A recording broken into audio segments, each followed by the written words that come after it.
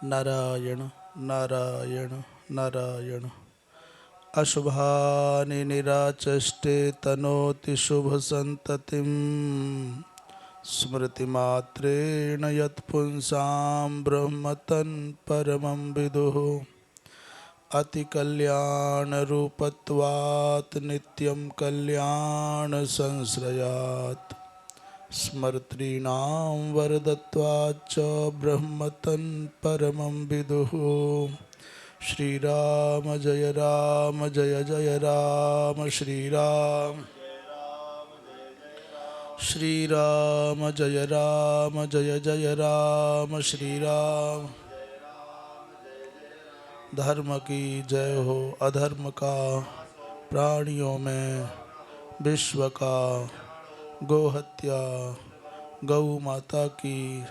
परम पूज्य धर्म सम्राट स्वामी श्री करपात्री जी महाराज की। अपने अपने सद्गुरुदेव भगवान की। श्री वृंदावन विहारी लाल की। हर हर महादेव। श्रीधरी टीका समन्वित श्रीमद्भागवत के स्वाध्याय क्रम में आज हम जवा में चतुर्थ स्कंद के अष्टम अध्याय के 10वें श्लोक से यात्रा आरंभ कर रहे हैं। श्री स्वामी जी महाराज, महादेवाश्रम जी और इस पवित्र भागवत प्रवाह में अवगाहन करने वाले यत्र तत्र सर्वत्र जो विद्वज्जन आचार्यगण सुधीजन संत महानुभाव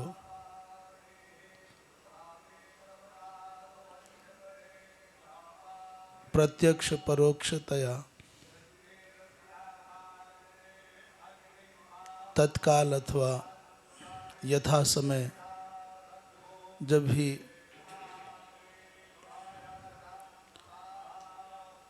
YouTube चैनल के माध्यम से इसका रसास्वादन करते हैं तो उन सब का भी स्मरण करते हुए प्रसंग चल रहा था कि ध्रुव जी महाराज अपने पिता के द्वारा अभिनंदित न हुए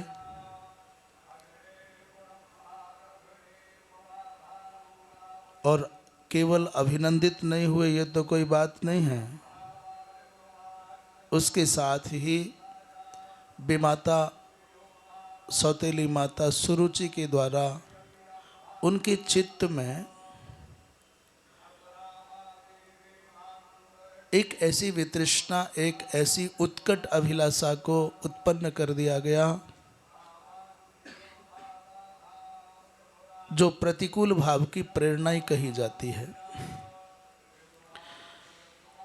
10वें श्लोक में कहते तथा चिकीर्षमाणं तम सपत्न्यास्तनयं ध्रुवं सुरुचिः शृण्वतो राज्ञः शीर्ष्यमाहाति गर्विता।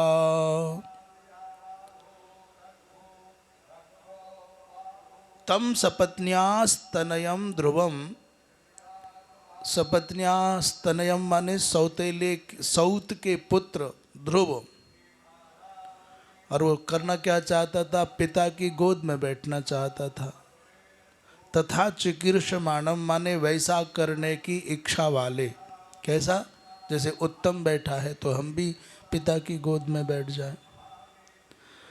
उस चेष्टा को करते हुए देख करके माता सुरुचि ने इतने जोर से कहा कि केवल ध्रुव ही न सुने अपितु ध्रुव की और जिनका वात्सल्य भाव हो सकने की संभावना है वो महाराज भी सुन ले। इसलिए राज्ञ शृण्वतः, राजा के सुनते हुए, शीर्ष्यम माने ईर्ष्या पूर्वकम, अति गर्विता माने अत्यंत गर्व के साथ में सुरुचि ही आह, सुरुचि कुछ कह रही है। श्रीधर स्वामी पाद कहते हैं तथा अंकारोहणं चिकीर्षमाणम,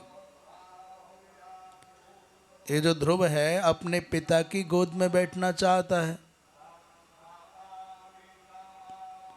और राजा के आसन पर। अच्छा, ये सुरुचि का जो मस्तिष्क चल रहा है उसको लगता है केवल ये आज पिता की गोद में चढ़ रहा है तो केवल पिता की गोद में चढ़ना नहीं है, कल ये राजा के सिंहासन पर भी चढ़ने का दावा करेगा। इसलिए मात्र पिता की गोद में बैठने की बात है तो कोई बहुत खास बात नहीं है, पुत्र तो इनका ही है। पर सुरुचि बड़ी सावधान है, आज गोद तक चढ़ गया तो कल गद्दी मांगेगा।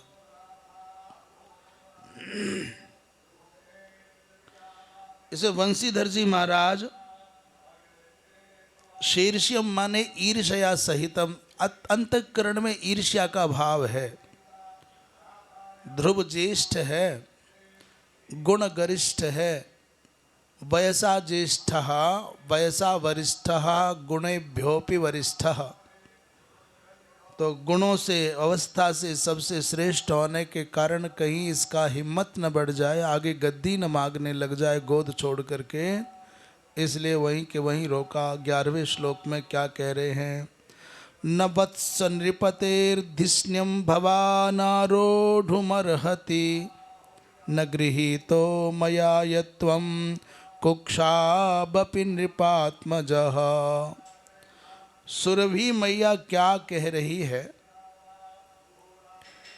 वो कहती है, हे वत्स नृपतेः धिष्ण्यं भवान आरोढ़ुम नारहति।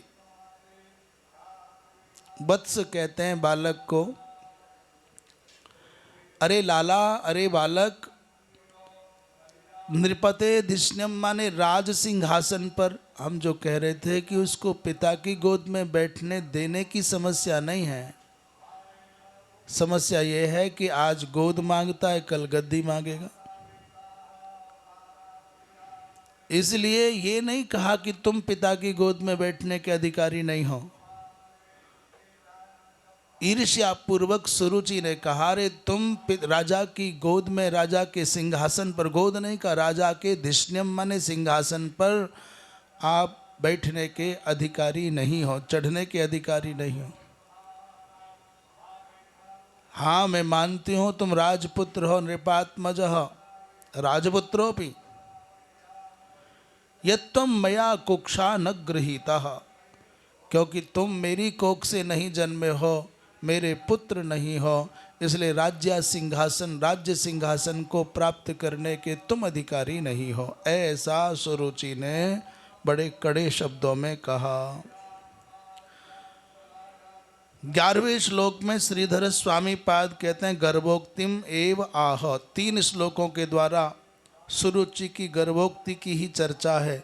नेति माने नृपतेर धिष्ण्यम आसनम नृपात्मजोपि भवान नारोढ़ुमर्हति। तुम राजा के पुत्र तो हो, इस बात को तो स्वीकार हम कर रहे हैं, पर नृपात्मजोपि माने नृपात्मज होने पर भी, राजपुत्र होने पर भी, नृपतेः राज्ञः धिष्ण्यम आसनम, राजा के आसन पर चढ़ने के अधिकारी नहीं हो। श्री वंशीधर जी महाराज इस प्रसंग में कहते हैं, वत्स कहने का तात्पर्य क्या है? वत्स क्यों कह रही है? बोले वत्स तात्पर्य वत्स वद अज्ञोसी, तुम गौ के बछड़े के भांति अज्ञ हो।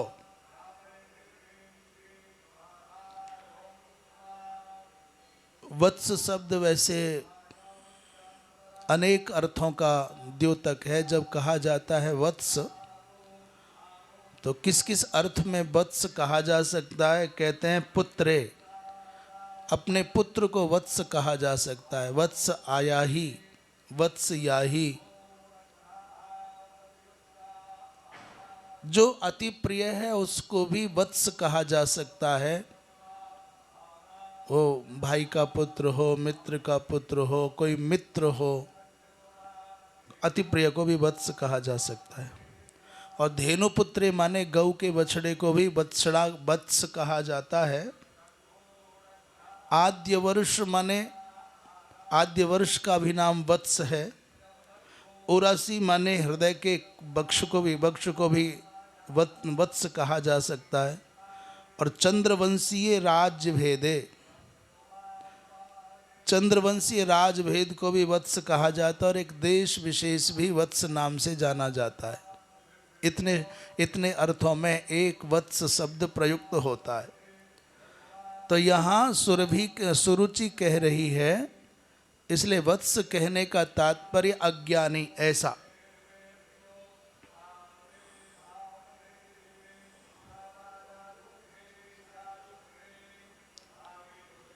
जो राजपुत्र होता है वो राज्य सिंहासन का अधिकारी होता है, किंतु राज्ञात्मजत्वम अर्थात नृपात्मजत्वम तो दास्यादि पुत्रेषु अपि भवति। यदि कोई कहे कि जो राजा का पुत्र हो गया वो राज सिंहासन पर बैठने का अधिकारी होता है, तो ऐसा नहीं हो सकता। क्यों? क्योंकि राजपुत्र तो दासी के संसर्ग से प्राप्त पुत्र में भी आ सकता है। तो नैवम धृत इति पाठे, इसका तात्पर्य तुमने मेरी कुक्षी से जन्म नहीं लिया है। न कदाचित लालनार्थम कुक्षौ कटि प्रदेशे न गृहीत। सच्ची बात यह है, वंशीधर जी कहते हैं कि सुरुचि माता कहती है, वस्तुतस्तु यस्त्वम हरिभक्तो मया लालनार्थमपि कुक्षौ न धृतोसि अहो में भाग्यमान्द्यम। तुम भगवान के अनन्य उपासक हो ध्रुव, और मेरा दुर्भाग्य देखो, मैंने कभी तुमको अपने कटि प्रदेश पर भी, माने अपने अंक में भी नहीं खिलाया। नृपतेर्धिष्ण्यम अत्र, तुम राजा के आसन मात्र पर चढ़ने के अधिकारी नहीं हो। नृपतेर्धिष्ण्य मात्र मारोढ़ुम नारहसी, तो फिर कहाँ बोले किंतु सर्वोत्कृष्टम विष्णु पदम, तुम साक्षात भगवान नारायण के दिव्य पद पर आरूढ़ होने के अधिकारी हो। हे नृपतेर नरपालकस्य विष्णोर वत्स प्रिय, हे भगवान विष्णु के प्रिय पुत्र वत्स प्रिय नृपद मत्रोपलक्षणम नृप आत्मजो यस्येति। ये राजा है, उत्तानपाद है जिनका पुत्र।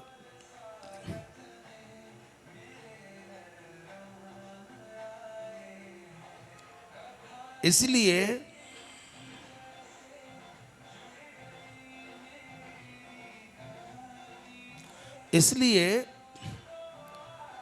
यहाँ संकेत में मानो सुरुचि मैया आने वाले कल का दृश्य अपने शब्दों से व्यक्त कर रही है कि इस राजा के आसन मात्र पर चढ़ने से क्या, तुम्हारा आसन तो बहुत ऊंचा है।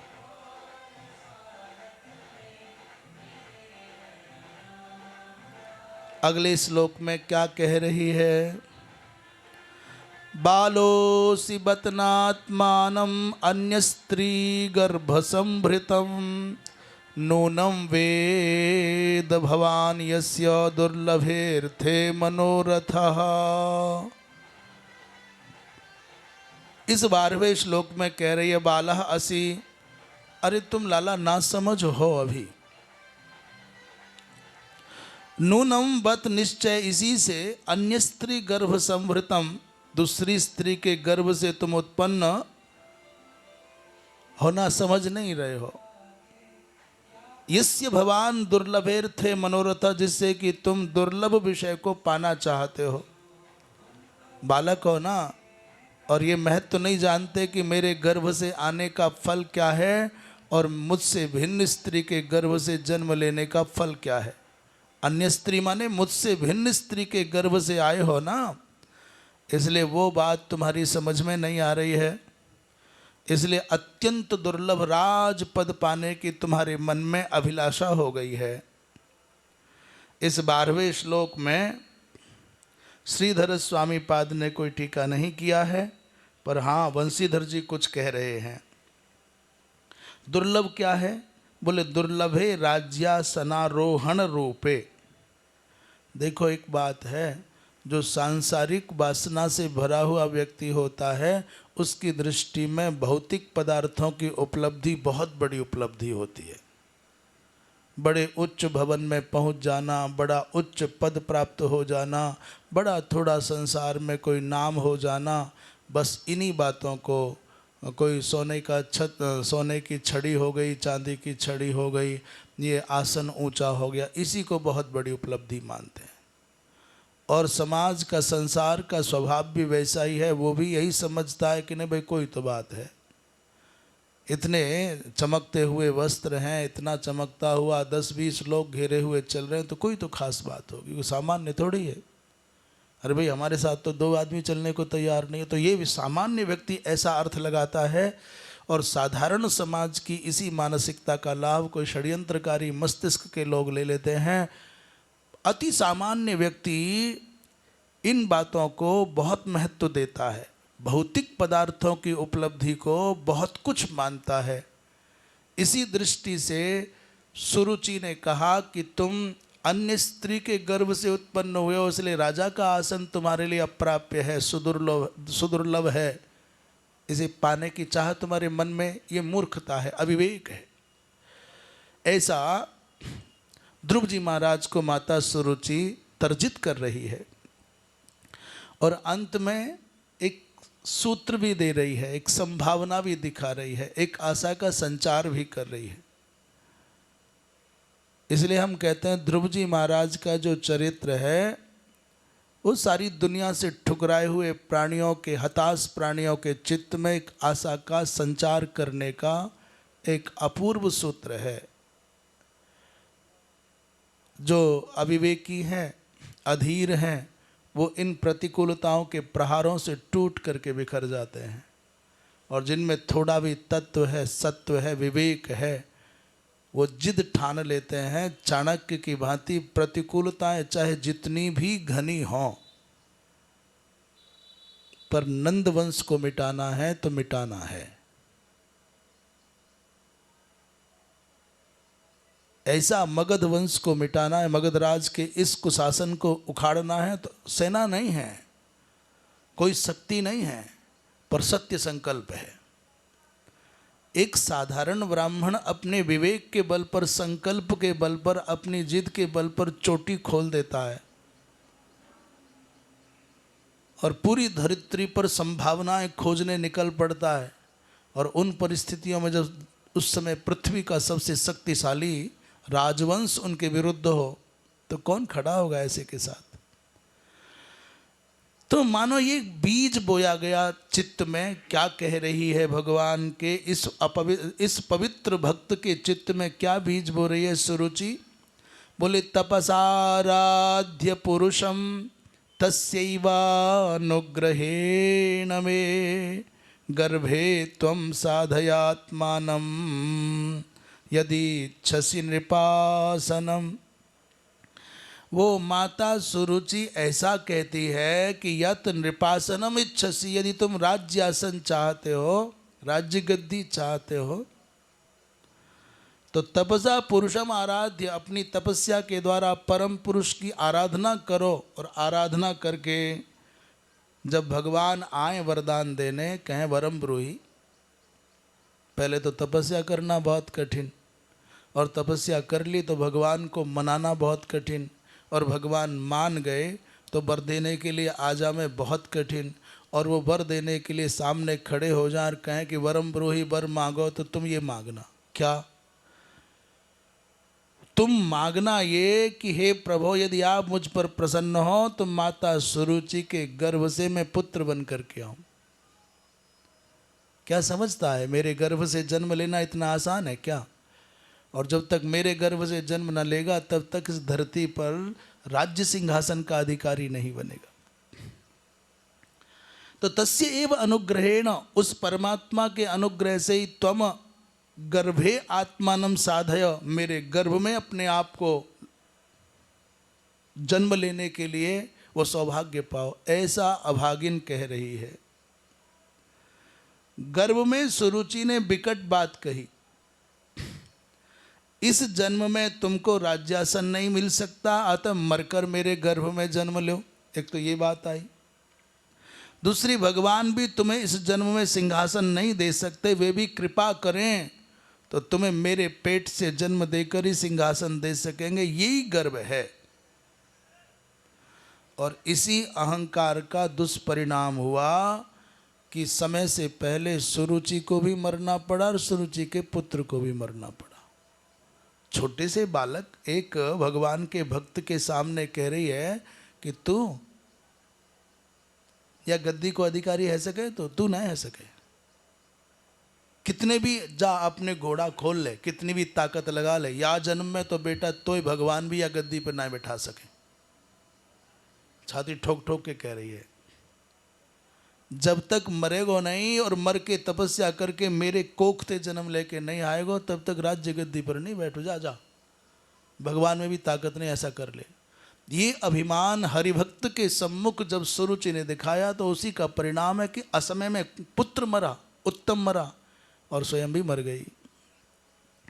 इसलिए भगवत भक्त के सम्मुख व्यर्थ में आडंबर नहीं करना चाहिए। सदोष होने पर भी साधु से, संत से, भगवत भक्त से वो सदोष है तो भी उसके साथ दुर्व्यवहार नहीं करना चाहिए, उसका गर्व नहीं दिखाना चाहिए।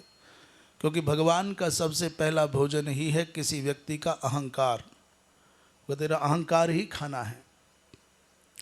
तो इस 12वें श्लोक में श्रीधर स्वामी 13वां है, 13वें श्लोक में भी श्रीधर स्वामी ने कोई विशेष व्याख्या नहीं की। कहते पुरुषम माने ईश्वरम, तुम परम पुरुष का आराधन करो और तब मेरे गर्भ से जन्म लेकर के आओगे, तब तुम राज्य गद्दी पर बैठ पाओगे। 13वें श्लोक में वंशीधर जी महाराज कुछ कह रहे हैं, तरही राज्यासन लाभः कथम स्यात्। मान लीजिए कि किसी के मन में ये भाव आ गया है कि हमको राज्य गद्दी पर बैठना ही है। अच्छा, सुरुचि तो इतनी चौकन्नी है कि गद्दी की तो बात छोड़ो, गोद में ही नहीं चढ़ने दे रही। आज गोद में बैठ गए हो तो कल हिस्सा मांगेगो, गद्दी मांगेगो। इसलिए पहले नंबर पे ही काट दें, उसका झंझट ही न छोड़े। तो राज्यासन पाने का कोई तो उपाय होगा। मानो किसी ने ये पूछा हो तो बता रही है, हाँ उपाय है। तपसा पुरुषम नारायणम, तपस्या के द्वारा परम पुरुष का, नारायण का यजन करो। तस्य पुरुषस्य गर्भे साधय संप्रत्येव त्रिचतुरैः पंचवर्षैर्व्रतैर्मदभर्तृ प्राप्ति साधनैर् हरिम संतोष्य तम शीघ्रम म्रियस्व। 2-4 वर्षों में ही तुम भगवान की आराधना करो और फिर मर करके त्वन मातरम रुदंतीम पश्य इत्येवम, अपनी जब तुम मर नहीं जाओगे तो तुम्हारी माँ रोवेगी, तो ये रोती हुई माँ को देखो।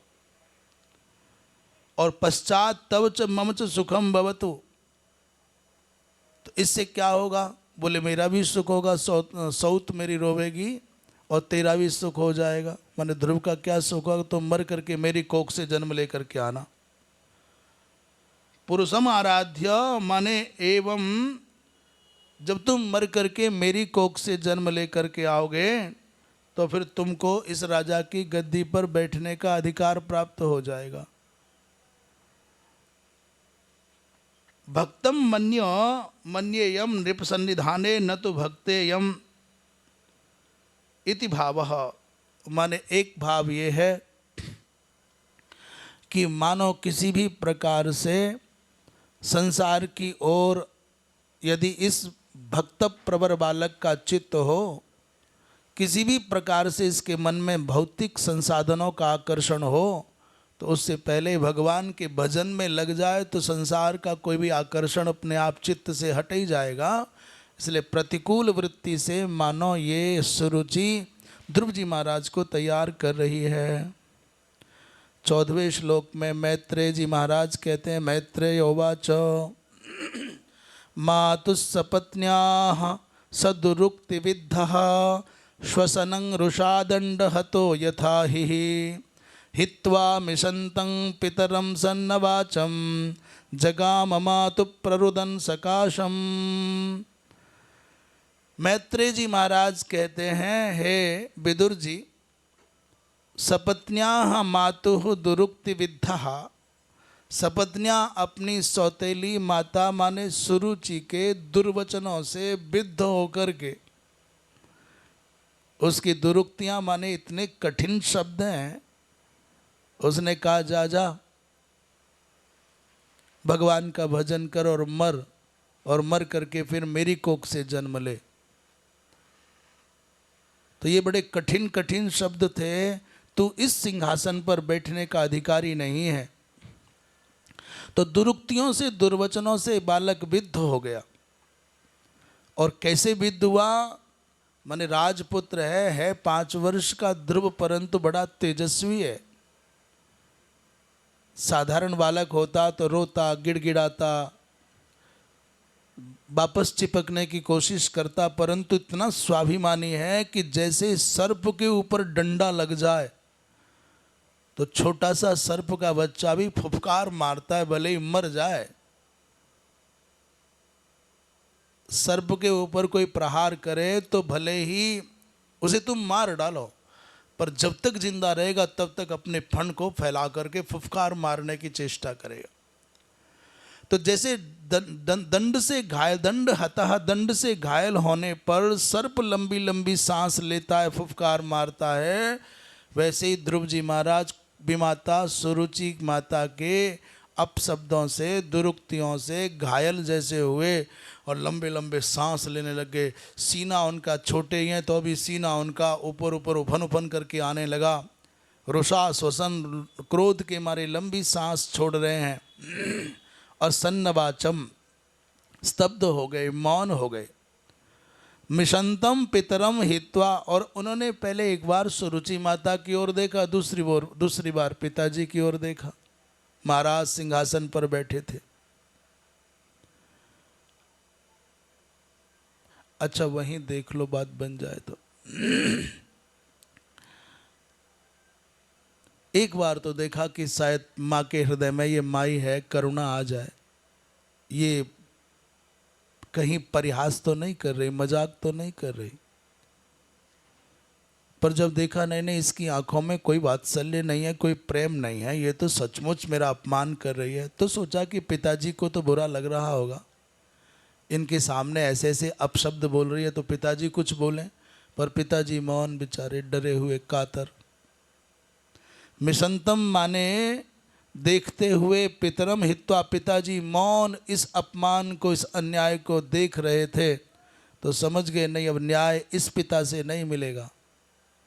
माता अन्याय करे तो पिता के पास बालक जाए, पिता अन्याय करे तो माता के पास जाए, पर देख रहे दोनों के दोनों एक जैसे विवश हैं। पिता राजसत्ता और पितृसत्ता दोनों विवश है, तो उसके मन में आ गया न्याय यहाँ नहीं मिलेगा, चलो अब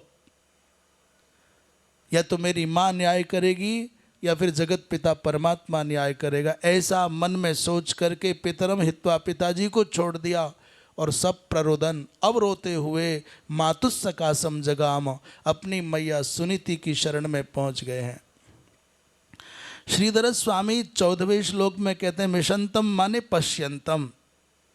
अरे भाई आप पिता भी हो और नृपति भी हो, आप प्रजा का पालन करने वाले प्रजा के पिता हो, और मैं आपका पुत्र हूँ तो मेरा पालन करना तो आपका नितांत कर्तव्य बनता है।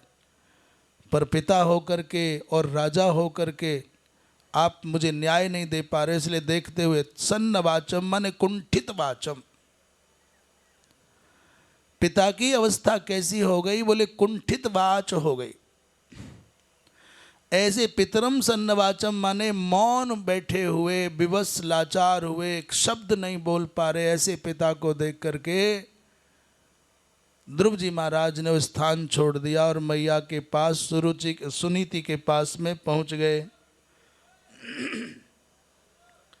15वें श्लोक में क्या कहते हैं देखो, तम निश्वसंतम स्फुरिताधरोष्ठम सुनीतिरुत्संग उदूह्य बालम निशम्य तत्पौरमुखान्नितान्तं सा विव्यथे यद गदितं सपत्न्या। माता के पास में लंबी लंबी सांस लेते हुए जब ये बालक आया, इसके होठ फड़फड़ा रहे थे, हिलकियां बरता हुआ थोड़ा थोड़ा रोता जाता था, क्रोध के मारे होठ पड़क रहे थे। मैया ने उसको उठा करके अपने गोद में बिठाया। सुनीति ही उत्संगे उदूय, बड़े प्यार से दुलार से ध्रुव को उठाया, गोद में बिठाया और सब पूरी बात सुन ली। किनसे? तत्पौर मुखा नितांतम निशम्य। पौरमुख माने अंतपुर के जितने दास दासी थे, जो जीविका के लिए विवश होकर के सुरुचि के आदेश का पालन करते और राजा के अनुशासन में रहते, परंतु माता सुनीति के सद्गुणों से प्रसन्न होकर के सदा श्रद्धा इनमें रखते। कई बार ऐसा होता है, मजबूरी है, अधिकारी के सामने झुकना पड़े, पर उसी ऑफिस में कोई विवेक की व्यक्ति है, सदाचारी है, छोटे पद पर है, तो लोग श्रद्धा उसके प्रति व्यक्त करते हैं, मजबूरी में आदेश उनका पालन करना पड़ता है। ऐसी अंतपुर के जो सेवक सेविकाएं हैं, दास दासियां हैं, वो आदेश तो सुरुचि का पालन करना पड़ता है, डर के मारे नौकरी से निकाल देगी। वह श्रद्धा नहीं है, वह विवशता है, लाचारी है, सत्ता के सामने झुकना पड़ता है। पर श्रद्धा कहाँ? बोले सुनीति के प्रति श्रद्धा है, इसलिए कोई भी बात होती तो बेचारे दुखी हो जाते। इतनी साध्वी, इतनी धर्मशीला है और ये राजा की बुद्धि खराब है, इसका तिरस्कार करते, इसका अपमान करते। तो सारे जो सेवक सेविकाएं थे वो श्रद्धा और प्रेम करते सुनीति से और शासन मानते उसका। तो दौड़े दौड़े आए, अरे माँ माँ, आज तो ध्रुव का अपमान हो गया। ये सब बात सुनीति को पहले ही पौरमुखात्मा ने अंतपुर के लोगों के द्वारा अथवा नगर के लोगों के द्वारा पहले ही प्राप्त हो गई थी, जो जो सपत्नी ने कहा था। इसी बात को श्रीधर स्वामी क्या कह रहे हैं? ये 15वां श्लोक है ना, कह रहे हैं उदुह्य माने आरोप्य, उत उह्य, उत माने ऊर्ध्वम, उह्य माने उठा करके, उठाया और गोद में बिठाया। अंतपुरजन मुखात श्रुत्वा, अंतपुर में जो सेवक सेविका रहते थे उन सब ने आकर के माता सुनीति को वो घटना, वो वृत्तांत सब बता दिया जो ध्रुव के साथ में आज राजमहल में घटा। 15वें श्लोक में कह रहे हैं पुरे अंतपुरे भवाः पौराः दासी जनाः तेषाम मुखात। अंतपुर में रहने वाले जो सेवक सेविकाएं हैं उनके मुख से माता सुनीति को पता चल गया कि आज ध्रुव के साथ में ऐसा ऐसा दुर्व्यवहार मेरी सौतन ने किया है, सुरुचि ने किया है। कहते हैं अत्रापि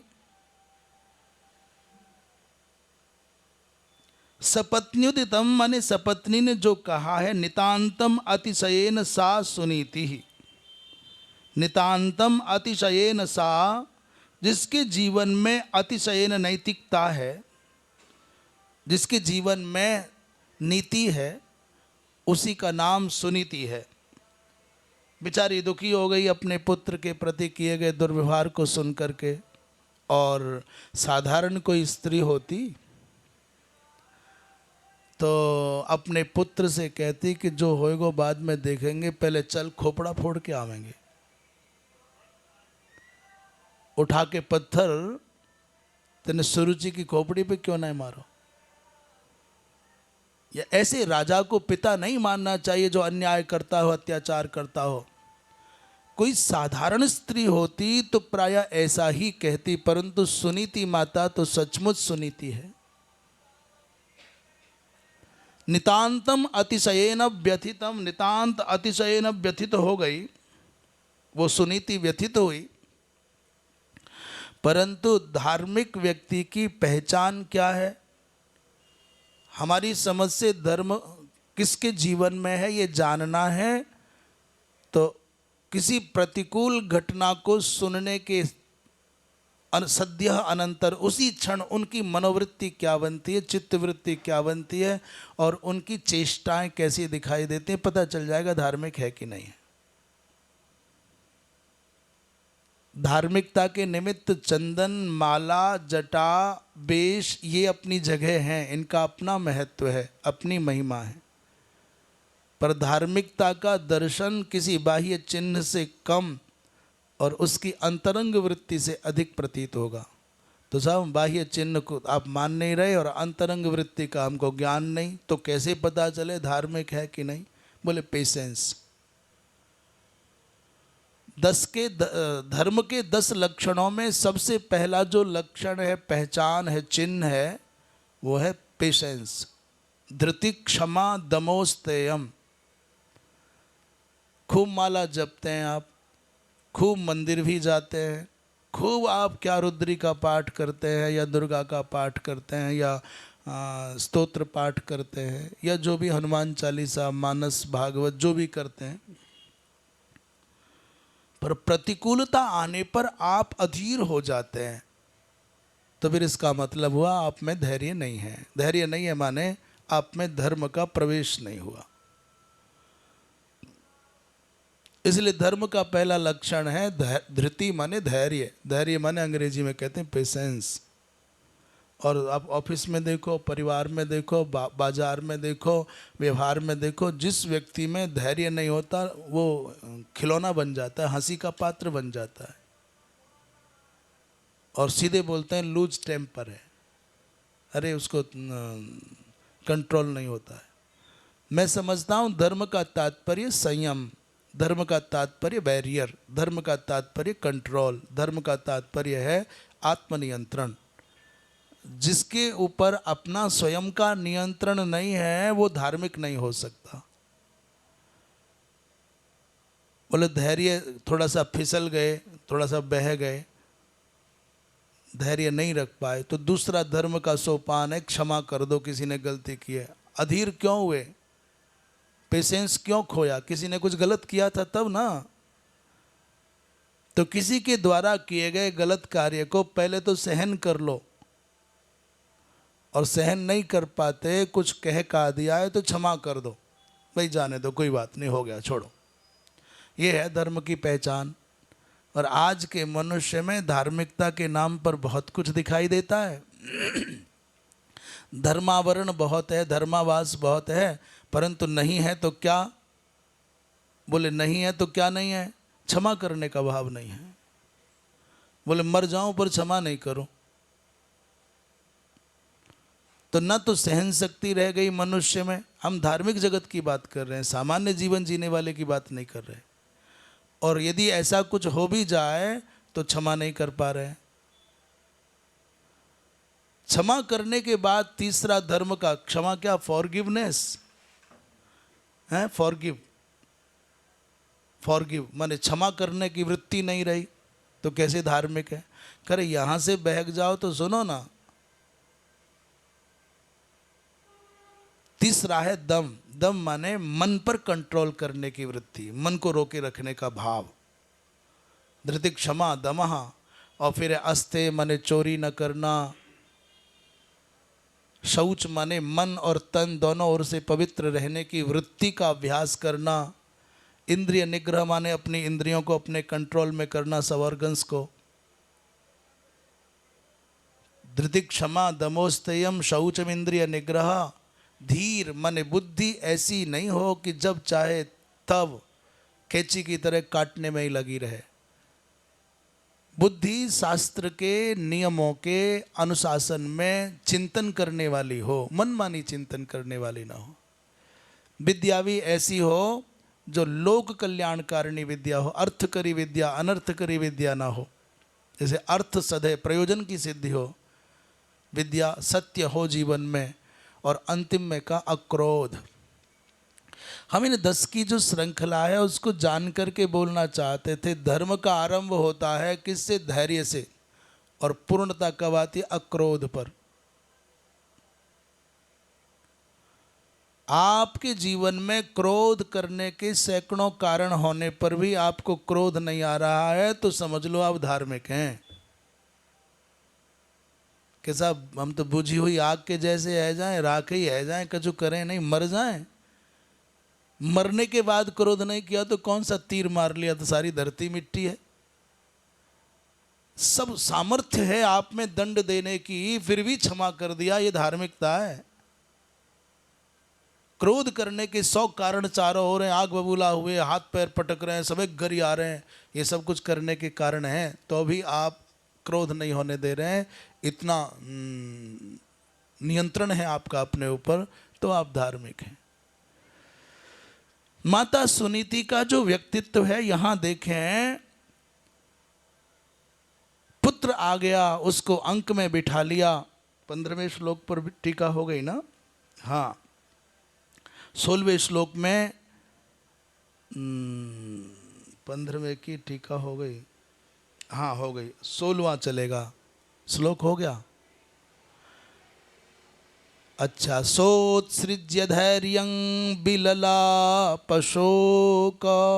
दावाग्निना दावलते बबाला वाक्यं सपत्न्याः स्मरति सरोजश्रिया दृशा वाष्पकलामुवाह। माता आखिर माता ही है।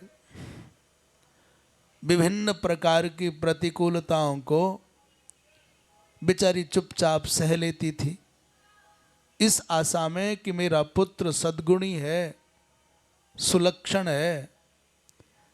धीरे धीरे जब ये बड़ा होगा तो इसके पिता इसके सद्गुणों से प्रभावित होंगे। ज्येष्ठ पुत्र है तो इसका राज्य पर अधिकार है।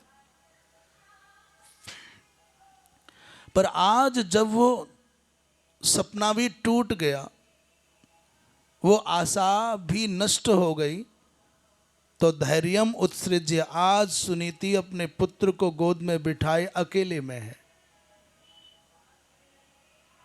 सत्ता और सत्य दोनों संग संग हों यह आवश्यक नहीं है, प्राय विरोधी होते हैं। सत्य के हाथ में सांसारिक सत्ता नहीं रहती। क्यों? बोले सांसारिक अस्तित्व मिथ्या पर टिका हुआ, इसलिए नहीं रहती। और सत्ता पर जो बैठे हैं वो सत्य का आश्रय लें तो बहुत देर तक वहां नहीं रह सकते, इसलिए झूठ चाहिए। एक क्या कहते हैं, गांधी जी के 2 चश्मे लगे रहते हैं, उस पर लिखा रहता है एक और भारत, एक और स्वच्छ। गांधी के चश्मे में 2 हैं शीशे, उस पर एक लिखा रहता है स्वच्छ और दूसरे पर लिखा है भारत।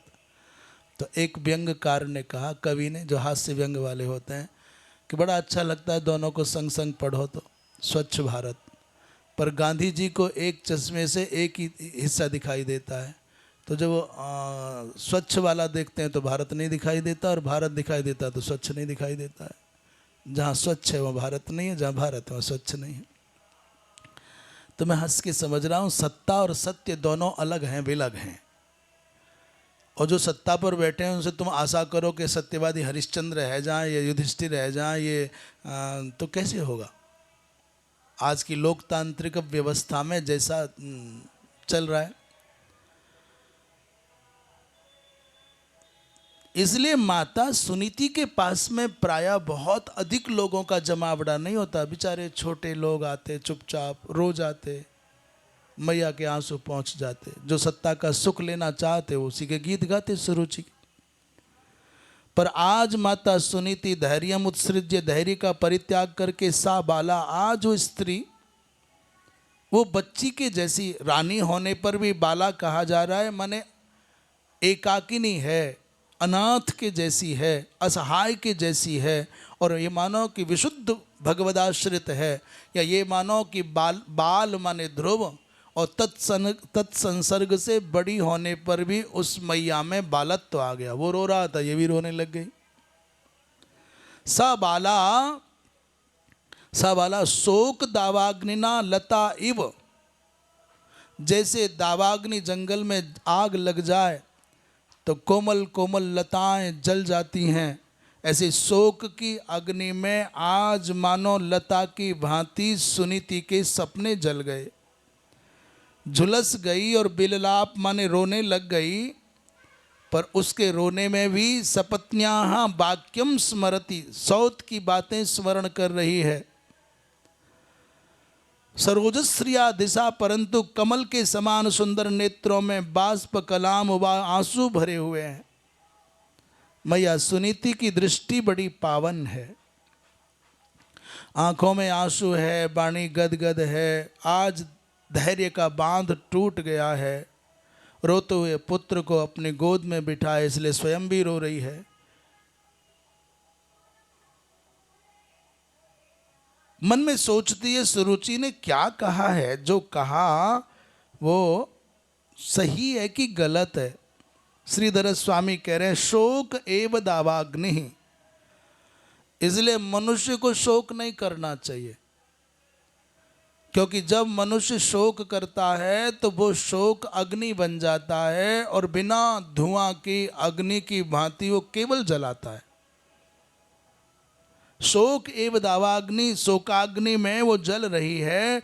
दावाग्नि गता लतेव, जैसे दावाग्नि में जली हुई लता झुलस जाती है, वैसे ही बेचारी सुनीति आज झुलस गई और रोने लग गई। बिलापम चकार।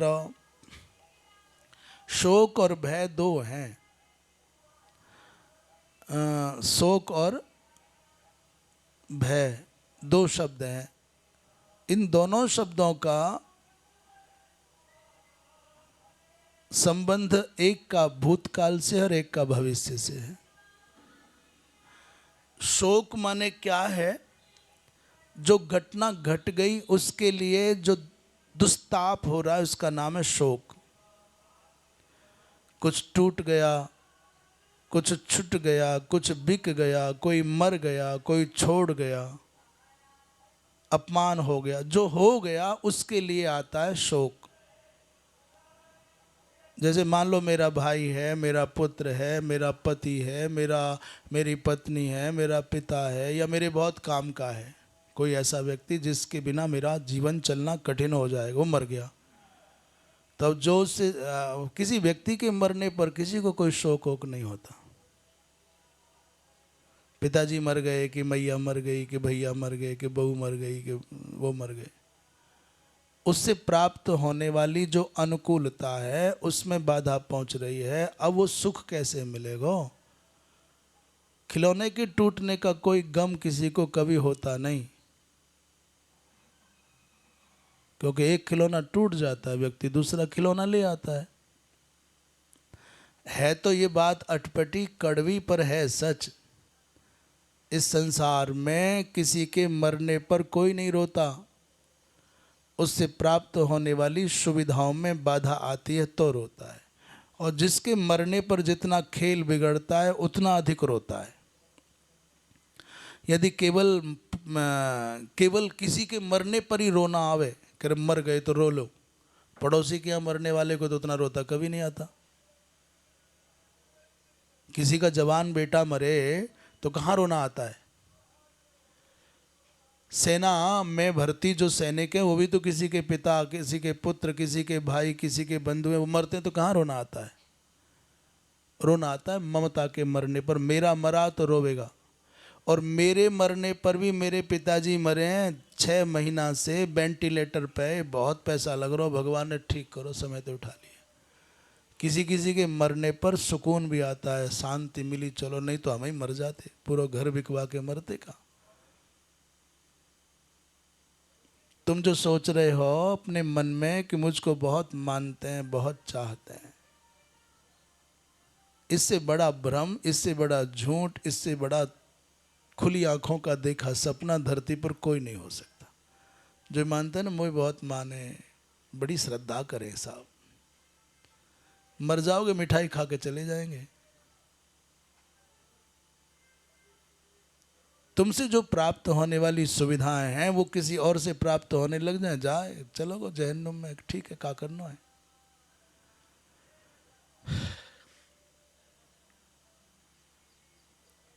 आज स्वाध्याय की जगह पर क्या प्रवचन चल गया। सोत्सृज्य धैर्यम बिललाप, रोने लग गई। श्रीधर स्वामी पाद कह रहे हैं, अच्छा ये 16वां श्लोक, इसकी टीका 16वें की। दावलतापि बन्निस्पर्शात् चट चटेति शब्दं कुर्वन्ति और प्रस्विन्नेव जलमप्युश्रुवन मुंचतीति भावः। जैसे जंगल में आग लगती है तो जो कोमल कोमल लताएं होती हैं, पत्ते होते हैं, चट चट चट चट करके जलने लग जाते हैं। ऐसे ही शोक, बात चल रही थी शोक और क्या, भय। तो शोक का तात्पर्य भूतकाल की घटी हुई घटना से जुड़ा हुआ जो चिंता है उसी का नाम शोक है। चिंता क्या कहें, माने जो भी वृत्ति है उसका नाम शोक है। जबकि भूतकाल को परिवर्तित करने की सामर्थ्य सृष्टि में किसी में नहीं है, न ब्रह्मा में, न विष्णु में, न शंकर में। तुम्हारी हमारी तो गिनती क्या है, न गुरु में, न चेला में, न सिद्ध में, न प्रसिद्ध में। अब मर गया साहब, 15 दिन है गए मरे हुए, जिंदो कर ले वो कोई? खेत में खड़ी फसल में आग लग गई, अब कोई दोबारा खड़ी कर लेगा है? किसी का मर जाना, किसी का टूट जाना, फूट जाना, क्या करोगे? इसलिए विवेकशील व्यक्ति गत घटना को, बीती घटना को बहुत समय नहीं देता। वर्तमान को क्यों खराब करें? अतीत की घटित घटना के लिए वर्तमान को क्षति पहुंचाना महामूर्खता है। इसलिए शोक नहीं करना। और भय क्या है? पहले ये शोक क्या है समझ में आ गया? सड़क के किनारे हमारा खेत हो, वो भाई साहब ने कब्जा लियो, ताऊ जी ने कब्जा लियो, बंटवारे में चलोगो, बिक गयो कमजोरी में। ये आज अरवन की संपत्ति होती कौड़िन में चली गई, ये पकड़े बैठे हैं। करो क्या करोगे? ये है शोक। और भय क्या है? बोले भय भी कुछ नहीं, पागलपन है। शोक और भय का कोई भी औचित्यपूर्ण कारण धरती पर मुझको तो दिखाई देता नहीं।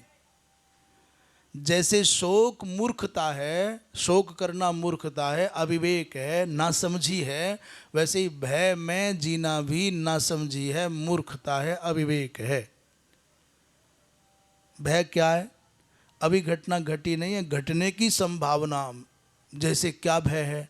मेरी इज्जत बनी है, कहीं बात ना खराब है जाए, अरे भगवान, ये है भय।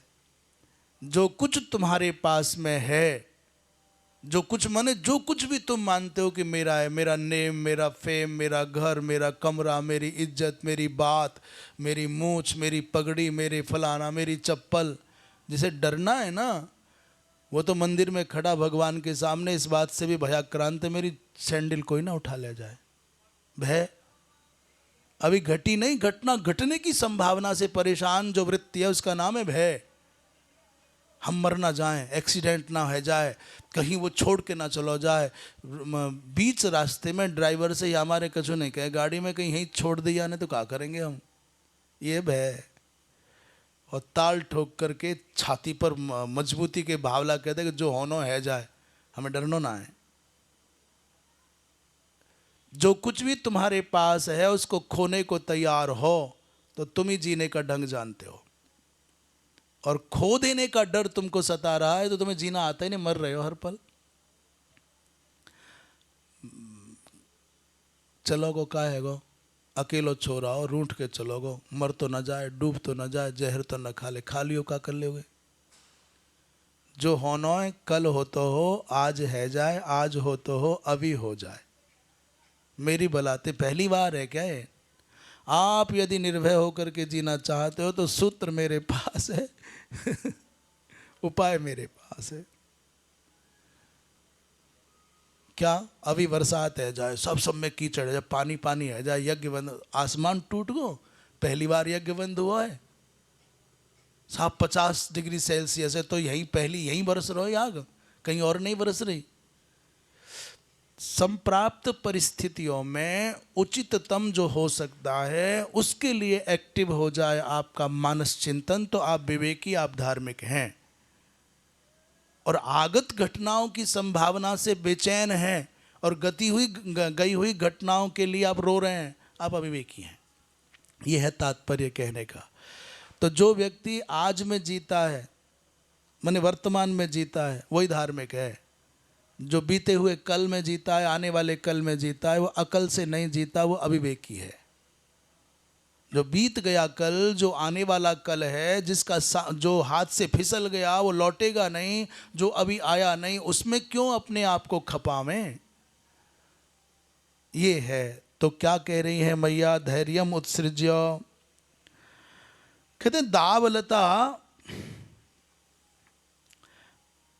परिचारक स्त्री को भी बाला कहते हैं। तो मानो बेचारी सुनीति माता आज अपने पुत्र को अपनी गोद में बिठाए अश्रुपात कर रही है और कुछ क्षणों में ही सावधान हो जाती है, लंबे लंबे श्वास लेने लग गई। क्या दीर्घम श्वसन्ति ब्रजिनस्य पारम अपश्यति बालकमाह बाला। दीर्घम श्वसन्ति वृजिनस्य पारम अपश्यति बालकमाहबाला। मां मंगलम तात परेषु मंस्था भुंक्ते जनो यात पर दुःखदस्तात। बड़े लंबे लंबे श्वास ले रही है और देख रही है मेरी विपत्ति का अंत दूर दूर तक दिखाई नहीं दे रहा है। इसलिए अपने पुत्र को संबोधित करते हुए क्या बोली? बालकम आह, हे तात, हे पुत्र, दूसरों का अमंगल नहीं सोचना। परेशु माने जो पराये लोग हैं, जो तुमको दुख दे रहे हैं, जो क्लेश देते हैं, तेसाम अपि अनिष्ट चिंतनम अमंगलम मा मंस्था। कभी भी एकांत में बैठ करके किसी भी बुरे से बुरे व्यक्ति का भी अनिष्ट चिंतन नहीं करना चाहिए कि या कि आग लग जाए, ये मर जाए, ये गिर जाए। ये बहुत काम की बात बता रहे हैं। कभी भी मन में किसी ने तुम्हारा अपमान कर दिया है तो मन में, ये यहाँ जो बैठा है ना, ये खेत है ये। और जैसे धरती पर जो खेत है वो जड़ खेत है, जड़ भूमि है, और चित्त की भूमि चिन्मय भूमि है।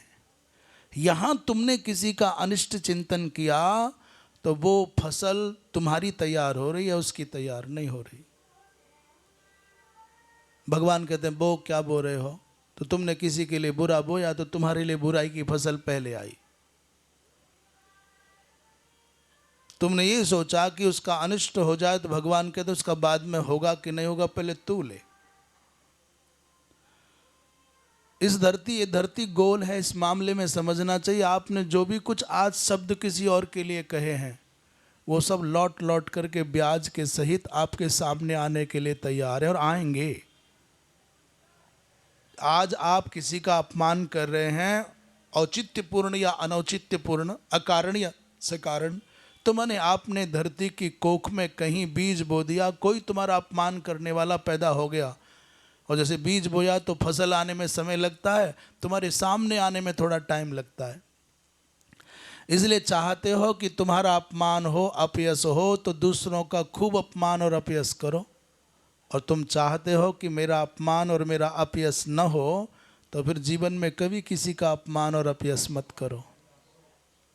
यदि तुम ये चाहते हो कि धरती के किसी कोने में मेरे लिए भी अनिष्ट चिंतन करने वाले तैयार हों, तो बीज बो। गन्ना की एक पंगोली बो में तो गन्ना 10 फुट, 12 फुट, 20 फुट ऊंचो है जावे। एक बाजरे का दाना सैकड़ों दाने बन करके आता है। एक अनिष्ट चिंतन 1000 गुना बढ़ करके तुम्हारे सामने आएगा। इसलिए जैसा चाहते हो वैसा बोना शुरू कर दो, और जैसा नहीं चाहते वैसा मत बो। ये है धर्म, यही धर्म है ना। यदि आप चाहते हो, सच में यही धर्म है। आत्मन प्रतिकूलानि परेशान न समाचरे। जो तुम्हारे प्रतिकूल है वैसा दूसरों के लिए मत करो, ये धर्म है।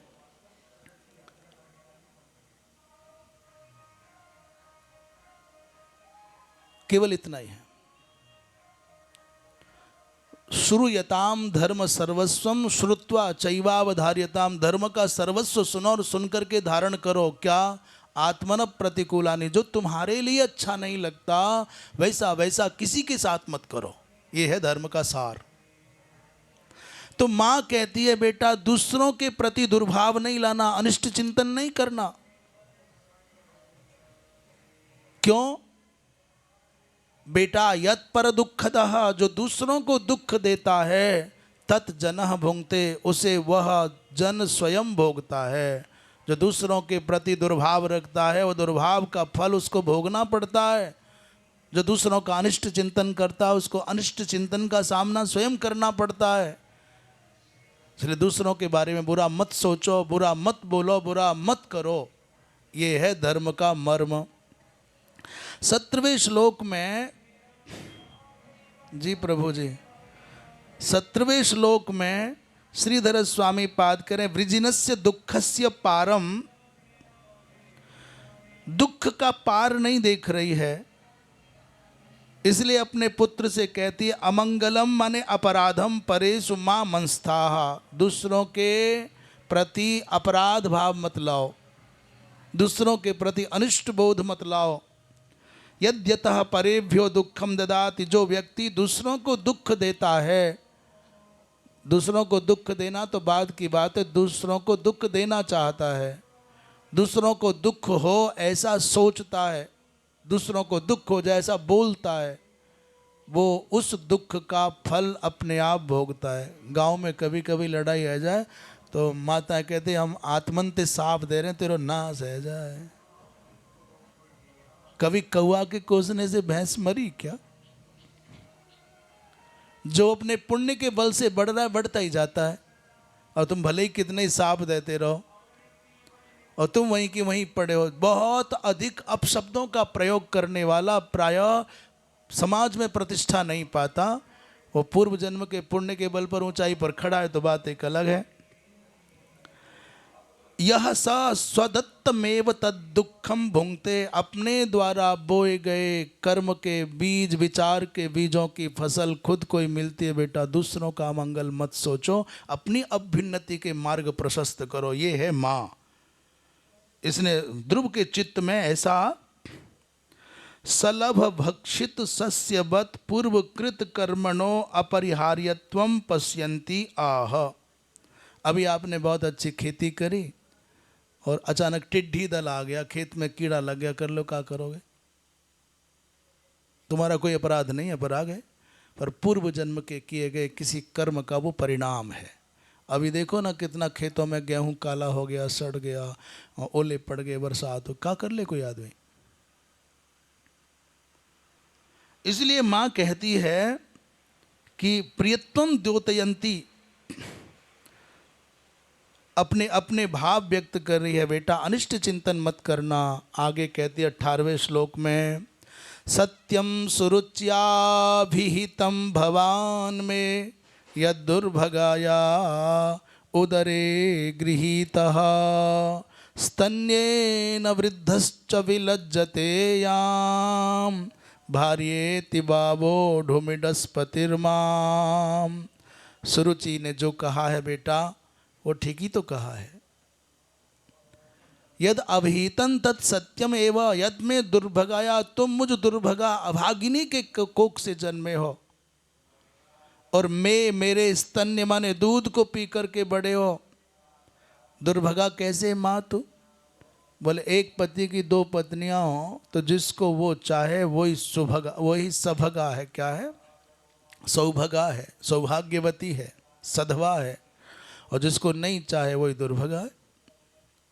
इडस्पति माने महाराज, मुझको ये मेरी पत्नी है ऐसा कहने में भी, स्वीकार करने में भी लज्जा का अनुभव करते हैं। इसलिए सुरुचि को दिव्य राजभवन है और मेरे लिए कुटिया है। विलज्जते, लज्जा का अनुभव करते हैं। इसलिए वत्स, उसने जो कहा है तुम्हारी सौतेली माता ने ठीक कहा है, शोक मत करो। दुर्भगया मया उदरे गृहीतः, मुझ अभागिनी के गर्भ से तुम जन्मे हो, और तया तस्या एव स्तन्येन, उसी का दूध पी करके बड़े हुए हो। और दुर्भगत तुम क्या है? और दुर्भगत तो ये है कि माम इडस्पति, मुझको महाराज, ये भूपति अपनी भार्या है ऐसा कहने में भी लज्जा का अनुभव करते हैं। अरे पत्नी बताना तो छोड़ो, वो तो मुझे अपनी दासी भी मानने को तैयार नहीं है। ऐसा भी नहीं कहते कि हमारी दासी है, ऐसा टीकाकार कह रहे हैं। ऐसा मन में भाव आ गया है। इसलिए क्या कह रही हैं, कहते हैं आतिष्ठ तत्तात विमत्सरस्त्वम उक्तम समात्रापि यदव्यलीकम आराधयाधोक्षज पाद पद्मम यदीच्छसे ध्यासनमुत्तमो यथा। उन्होंने कहा बेटा तू यही तो चाहता है, उच्चासन। जैसे उत्तम ऊंचे आसन पर बैठा है वैसा ही उत्तम आसन यदि तू चाहता है तो मैं उपाय बताती हूँ, वैसा करो। तात माने प्रिय पुत्र, जो समात्रा माने सौतेली माता ने कुछ कहा है, हैं यत अव्यलीकम माने क्योंकि वो निर्दोष है जो भी कहा है, इसलिए तत् विमत्सरा, उसको द्वेष भाव छोड़ करके आतिष्ठ माने आचरण करो। उत्तम माने उत्तम के समान यदि अध्यासन माने ऊंचा आसन पाने की चाह है तो अधोक्षज पाद पद्मम माने भगवान की आराधना करो। भगवान की आराधना करोगे तो जो तुम्हारे मन में अभिलाषाएं सब पूर्ण हो जाएंगी। मनुष्य के जीवन में पुरुषार्थ हो और भगवान की प्रसन्नता के निमित्त प्रार्थनाएं हों, प्रयास भी होना चाहिए, परंतु प्रयास के साथ में प्रार्थना भी आवश्यक है। कोई अकेले भाग्य के भरोसे बैठा रहे घर में कि भगवान चाहेंगे तो हम भारत की टीम में सेलेक्ट रह जाएंगे। जो अपनी रात की नींद खोने को तैयार है, जो अपना चैन खोने को तैयार है, अपने सपने को सच करने के लिए आराम छोड़ सकता है, उसी के लिए राम सब कुछ छोड़ सकता है। करना है भगवान ने भाग्य में लिखा होगा तो कलेक्टर बन जाएंगे, उठा के में धर देगा कोई ऊपर। कैसे धर देगा भाई? परीक्षा देनी पड़ेगी, तैयारी करनी पड़ेगी, फार्म भरना पड़ेगा। अकेले भाग्य के भरोसे कलेक्टर नहीं बना जा सकता, पुरुषार्थ चाहिए। और अकेले पुरुषार्थ से भी यदि बन जाते तो बेचारे लाखों नहीं करोड़ों बालक बालिकाएं 10-10 साल खराब करें, कहा सिविल की तैयारी कर रहे और निकलते कितने चुनिंदा। परंतु जो भी निकलते हैं उनके जीवन में पुरुषार्थ का भी महत्व है और प्रारब्ध का भी महत्व है।